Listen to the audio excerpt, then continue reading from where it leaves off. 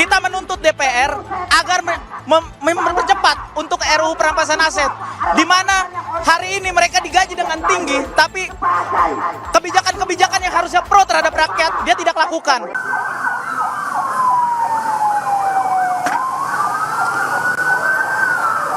Karena saudara, pada awalnya memang barikade polisi terkonsentrasi di bagian depan gedung MPR DPR RI, di bagian kiri dan juga kanan.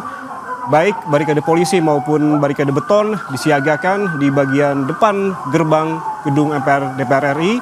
Namun di bagian belakang, tadi laporan dari jurnalis Kompas TV Zefanya Situmeang, tidak tampak ada barikade polisi di gerbang Pancasila maupun tidak tampak ada barikade beton begitu untuk menghalangi massa untuk masuk ke wilayah ataupun lingkungan gedung MPR DPR RI, sehingga massa dengan mudah begitu melempari bagian dalam maupun bagian pintu masuk sepeda motor, melempari dengan batu, melempari dengan botol tadi yang saya lihat, dan juga sebagian berhasil masuk melalui ataupun menerobos palang pintu sepeda motor lingkungan gedung MPR DPR RI. Dan untuk mengetahui situasi terkini, kita langsung bergabung dengan jurnalis Kompas TV Zefanya Situmeang yang memantau langsung di lokasi, tepatnya di gerbang Pancasila. Zefanya, tampaknya saat ini kondisi semakin tidak kondusif. Apa yang tengah terjadi? Apa yang memantik massa merasak masuk pada saat ini, Zefanya?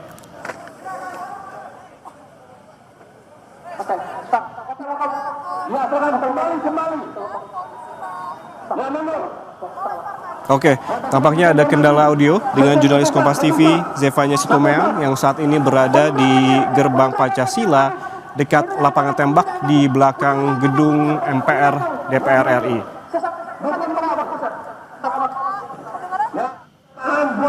Namun saudara, bisa kami jelaskan bahwa saat ini polisi yang sebelumnya telah memberikan keterangan bahwa pada demonstrasi hari ini akan menurunkan sekitar 1.250 personel yang memang disebar di sejumlah titik, baik di bagian depan gerbang gedung MPR DPR RI maupun di bagian belakang.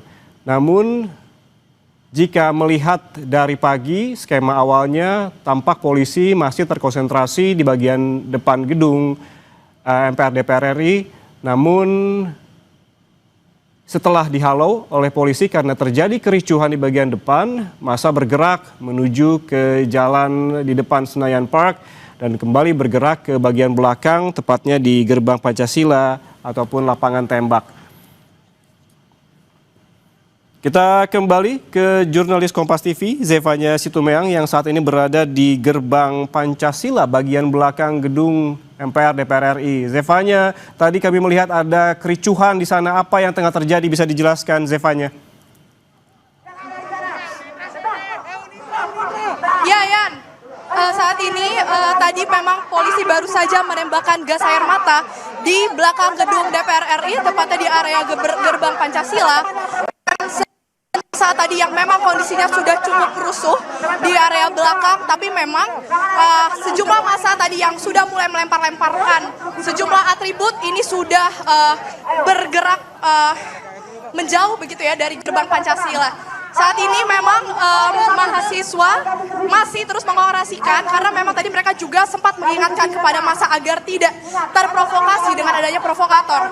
Namun memang gas air mata ini tadi cukup menyerang sejumlah massa sehingga dari mahasiswa yang ada di sini ini saling mengingatkan tentunya, dan mereka terus mengorasikan sejumlah tuntutannya khususnya terkait dengan tunjangan anggota DPR RI ini yang terlalu tinggi, 50 juta rupiah begitu, itu yang terus mereka orasikan di tengah mengingat efisiensi anggaran oleh pemerintah, tapi mempertanyakan apa yang menjadi alasan sehingga tunjangan anggota DPR RI ini dinaikkan begitu. Saya akan bertanya ke salah satu mahasiswa yang sedang merapatkan barisan di sini. Mas, boleh bertanya sebentar, namanya siapa? Umar, Kak. Mas Umar, boleh saya tanya apa yang menjadi titik tuntutan Anda dalam demo hari ini? Oke, baik.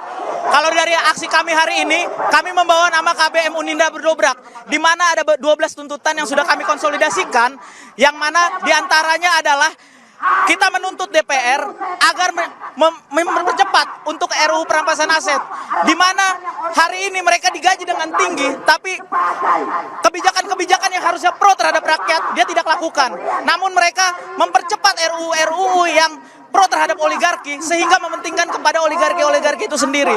Dan apalagi Mas, yang saya sempat mendengar dari tadi orasinya ini terkait dengan tunjangan DPR RI yang dianggap terlalu tinggi. Apakah ini menjadi salah satu titik berat juga yang akan Anda tanyakan?